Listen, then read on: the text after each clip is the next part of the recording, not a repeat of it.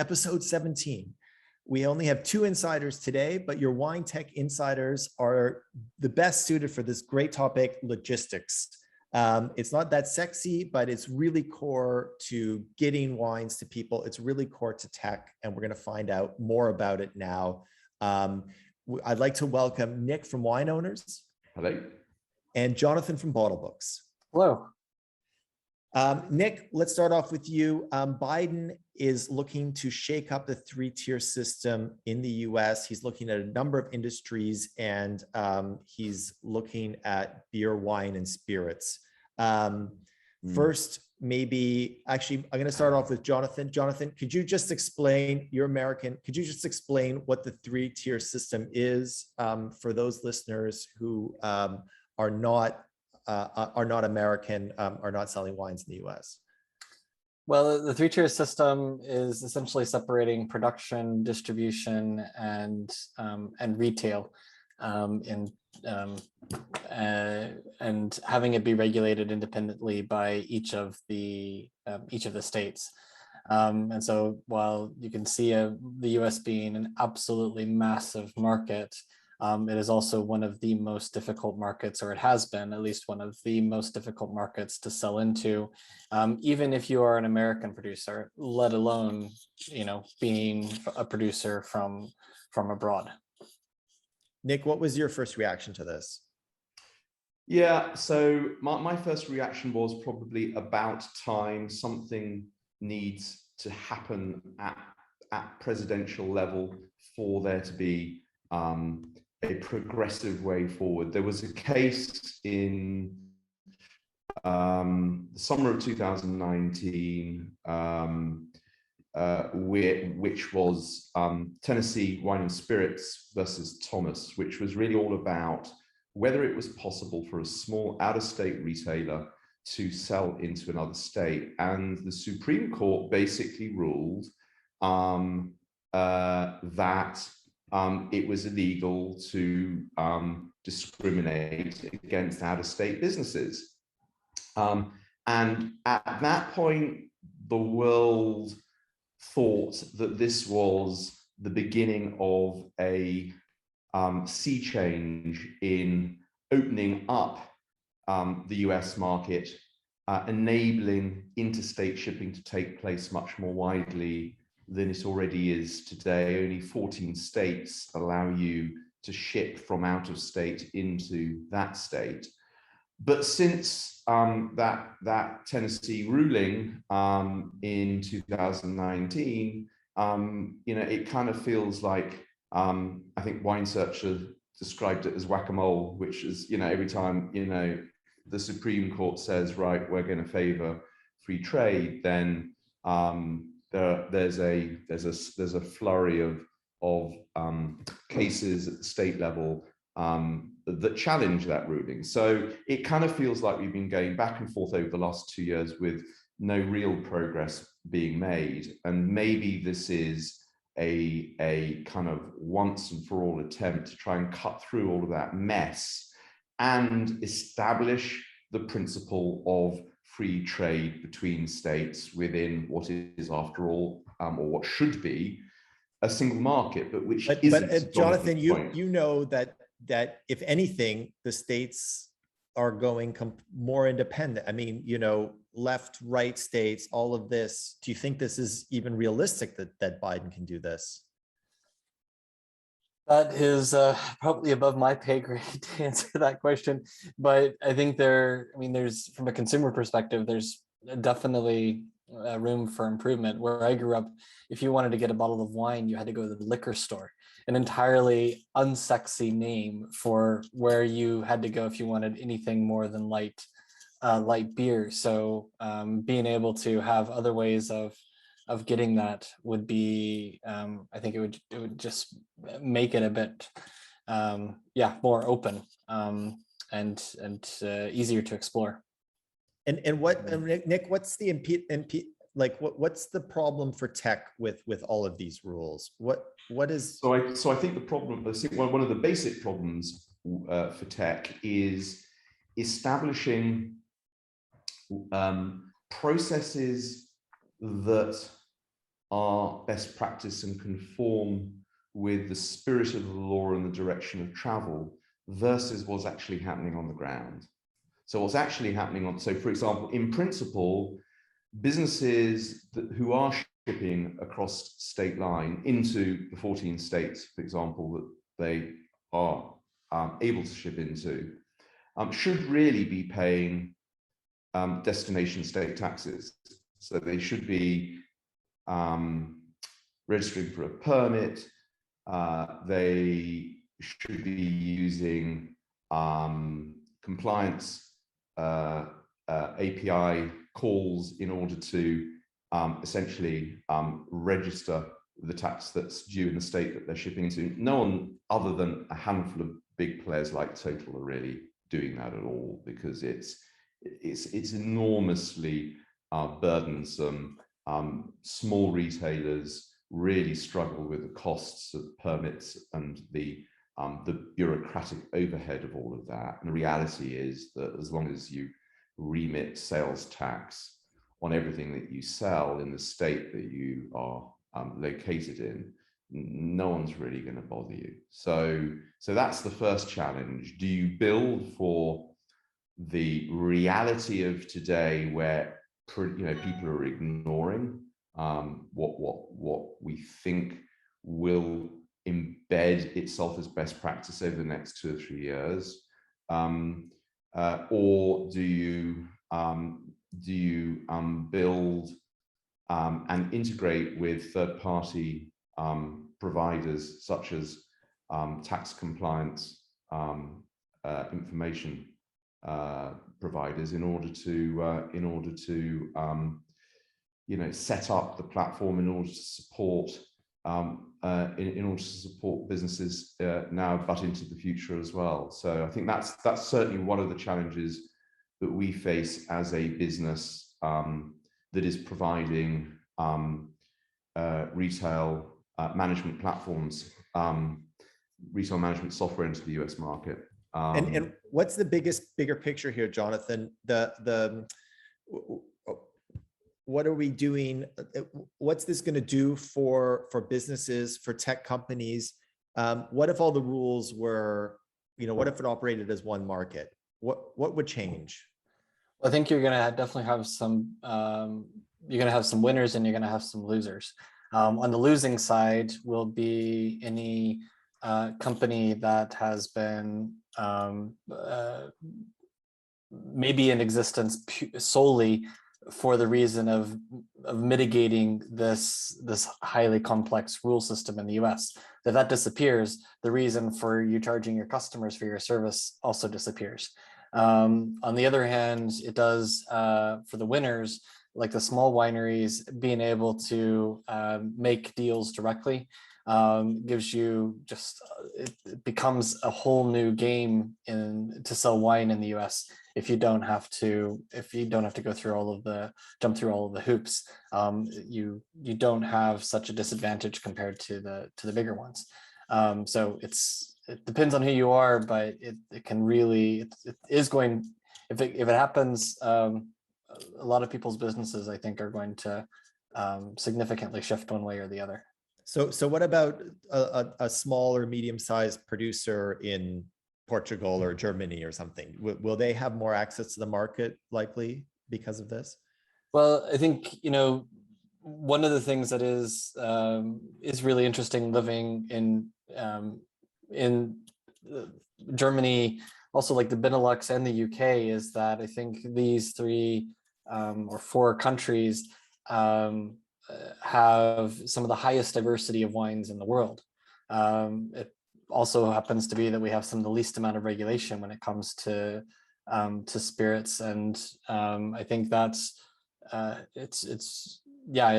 think you can look at what we have over here and what it could go towards in the US. And so if it's really, for a producer from Portugal to ship wine to Germany, it is an extremely straightforward process for them to do. It's not free, but it's very, very simple by comparison. And to do in the US, they literally can't do that. And so if you could sell into the US from Portugal, just as you can into Germany or into the UK, it really is a game changer. Now, whether every producer is able to actually capitalize on that and is able to actually do business directly in the US from Portugal, 6 or 9 time zones difference. There's other challenges to selling to the other side of the world than just being blocked out through bureaucracy, but at least it opens it up for those who can do that.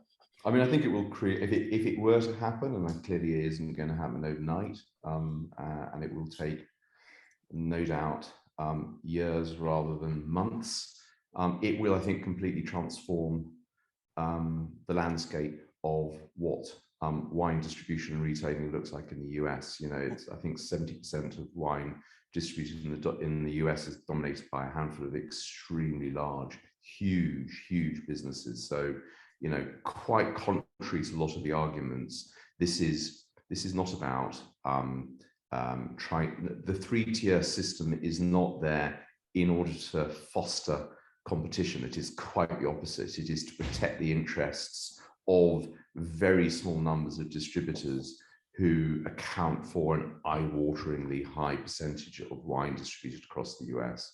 So you take that away and you make it easier for the small and mid-sized players to be able to reach a much bigger addressable market of whatever it is, 350 million consumers. It's a game changer. And what about wine tech? I mean, is this a good thing for wine tech? Is it a good thing for Jonathan? How about you? Is it a good thing for Bottlebooks? Is it a good thing for apps or other wine tech companies that you're close with? What would it mean? I think anytime you're removing regulatory hurdles, you're simplifying it, and it allows companies like ours to focus on the more value-adding side of the business instead of spending as much on complexity that's just caused by regulation. So I think just through the simplicity alone, it just allows you to spend more focus, more of your development resources on other topics. And Nick, the US isn't the only country right now having shipping problems or logistics problems. The UK, there are reports in the papers that there won't be any prosecco at Christmas, that there are no lorry drivers, that the wine's sitting somewhere in a warehouse but can't get anywhere. Is this like the other side of the EU banana story, or is this a real thing that is really troubling the industry?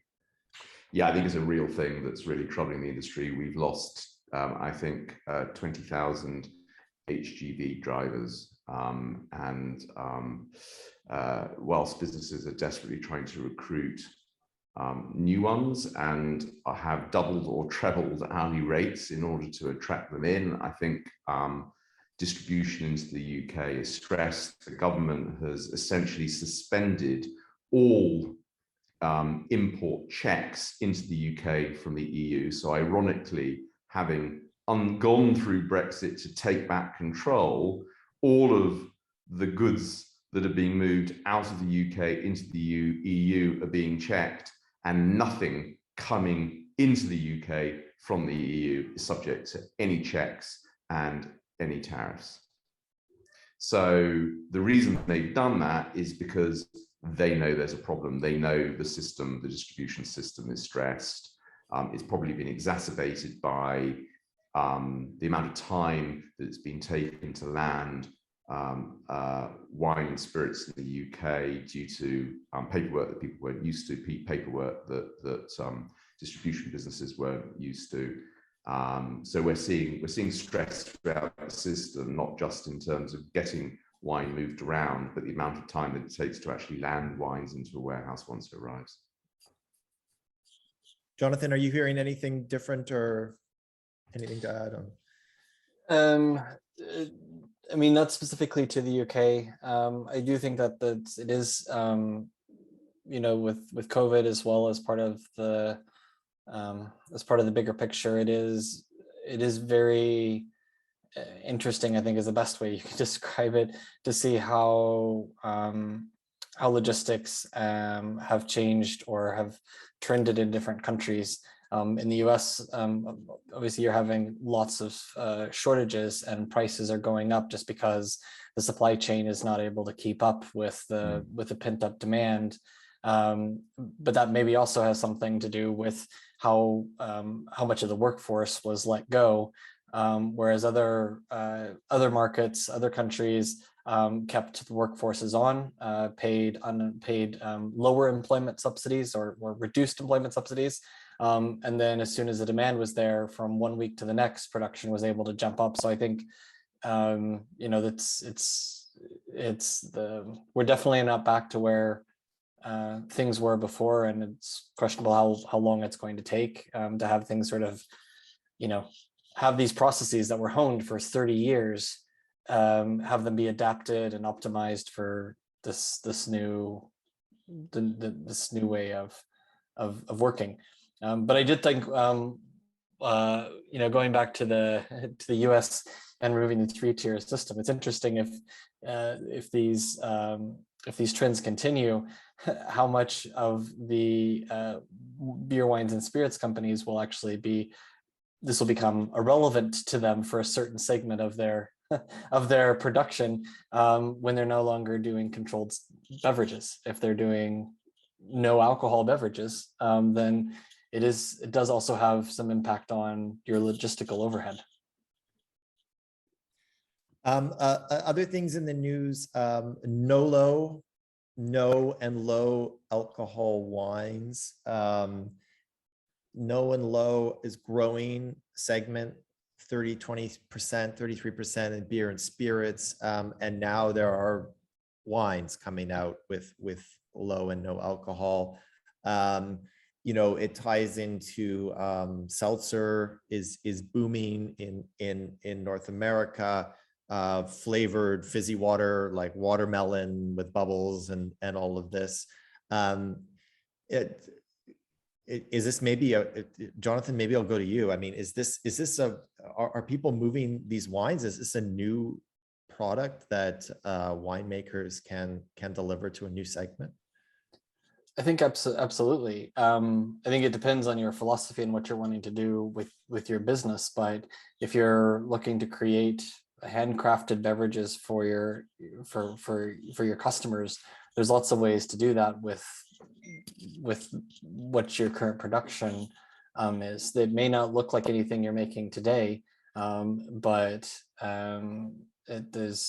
there seems to be quite a strong audience. And what really caught me by surprise was one of the recent articles that said that alcohol consumption had dropped 50% in the UK.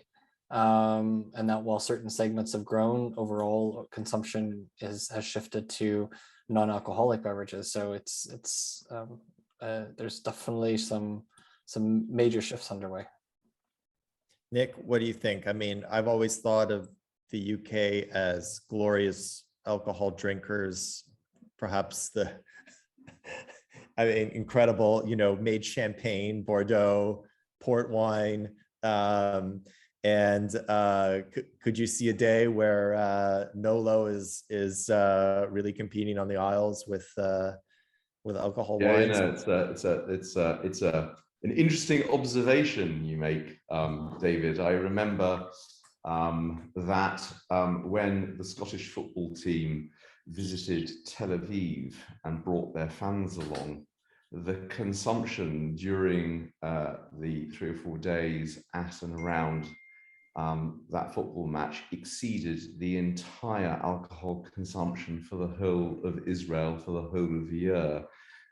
So yes, there is a certain reputation, isn't there, for the British Isles to enjoy a drink or two. You know, I think it's a different market, actually. I do think that there is a something of a shift, or at least there's a category, you know, there's a subset, there's a cohort of consumers who are moving to healthier lifestyles, and for some that means that means not drinking alcohol or drinking much less alcohol. But I do think that we're talking about a new category, a beverage category, which is something that, frankly, I don't know that much about. After all, you know, we're specialists in wine and spirits. I do think, looking at the fine wine end of the market, which obviously is the completely polar opposite to the sorts of beverage that we're talking here, that there absolutely is, and I'm sure we probably touched upon it before, there is absolutely a trend towards moderating alcohols to the extent that that's possible. We're seeing much more interest in naturally lower alcohol wines, such as German Cabinets, coming in at maybe 8.5% alcohol by volume rather. And we're obviously seeing a conscious effort on behalf of New World winemakers to pick earlier, fresher, and produce wines with low alcohol. So that was, I kind of sort of stole the conversation and went in another direction with it, I'm afraid. But there clearly is a broader theme around moving towards palatable, digestible wines. Jonathan, do you see this in the big data collectors? Are they highlighting? Are they looking for their more sort of low alcohol wines? Or absolutely. I mean, we see this across the board, that the percentage of the wines in people's portfolios, that there is more and more no and low alcohol wines in their portfolio. What's interesting about this is that from a data collection standpoint, is there can be every bit as much a story behind and depth in the of information that you're collecting on it. But from a regulatory perspective, once you dip below a certain alcohol percentage, you're no longer free of the regulatory information that non-alcoholic beverages have had to deal with for years.